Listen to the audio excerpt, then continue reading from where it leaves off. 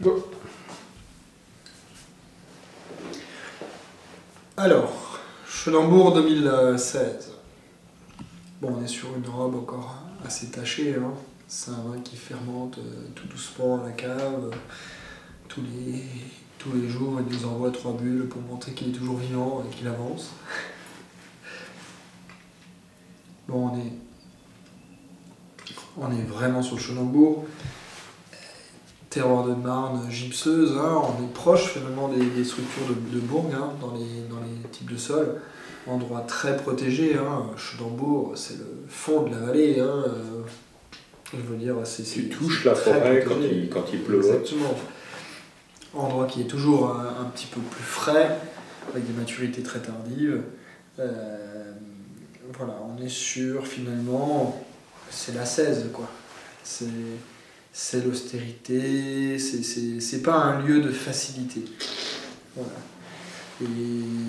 Et le Chenambourg montre bien ça.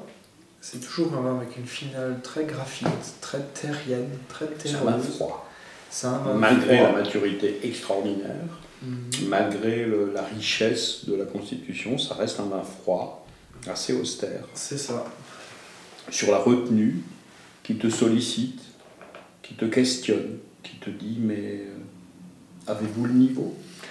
Voilà, il y a cette dimension-là un peu dominante, avec ces grands amers à la fin, qui te ferment la bouche, qui paraissent s'arrêter, et puis quand tu aspires, parce qu'à un moment il faut reprendre de l'oxygène, ça recommence. Tu vois, c'est des vagues successives d'amertume. Et puis après, c'est toujours un vin qui est toujours construit sur le modèle Lagarde. Donc c'est un vin qui est relativement fermé. Alors ça peut être assez étonnant cette année. Quand on verse le vin dans le verre, là, comme il est de la cuve, il n'est pas si austère que ça. Oui, c'est ce que les gens ont dit, ceux qui l'ont goûté. Et c'est finalement plus à l'air. Oui. Maintenant, après 5 minutes dans le verre, il commence à retrouver se creuser. Il commence à se creuser, il part dans le plâtre. Exactement. Et donc je pense que c'est vraiment un vin où on va avoir, le petit côté jeunesse. On va avoir, ça fait 1000 ans qu'on sait ça. Tant que le Chenambourg est sur sa lie, il raconte des histoires. Le jour où tu le soutires, il devient autiste. C'est ça. Il disparaît de la circulation, il n'a plus rien à raconter, il a perdu le contact avec les vivants, il n'est pas là. D'ailleurs, les gens ils disent, c'est quoi ça? Voilà. Et puis un matin,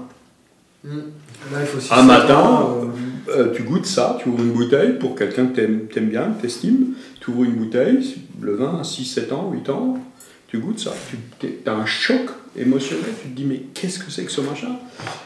Voilà, c'est un vin à double détente. Il raconte des histoires sur le fermentaire, et pas des histoires fermentaires, pas des histoires de pain d'épices, de mie de pain, pas du tout. C'est déjà dans la mer, mais voilà, c'est un peu volubile.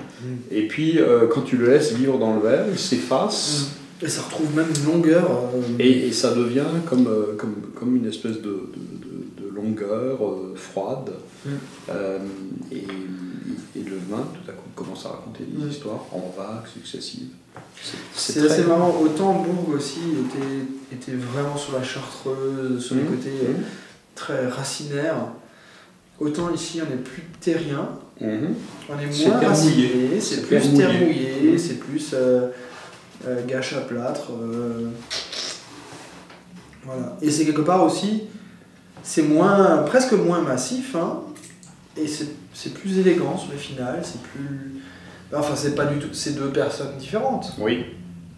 Le Bourg est un tout petit peu plus athlète et un peu plus construit, avec des muscles. Bourg rentre un peu plus dans... Voilà. Ici, on est dans un personnage tout en muscles, mais en longueur. Ouais. C'est un personnage maigre. Grande classe, quoi. Peut-être même au bord de la famine, mais qui a un message incroyable.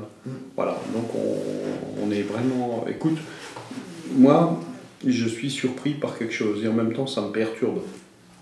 c'est que voilà, c'est le pire millésime qu'on peut souhaiter à un vigneron, 2016. Le pire. J'ai 43 millésimes, je ne crois pas qu'une seule fois je me sois dit que vraiment on n'allait pas du tout y arriver.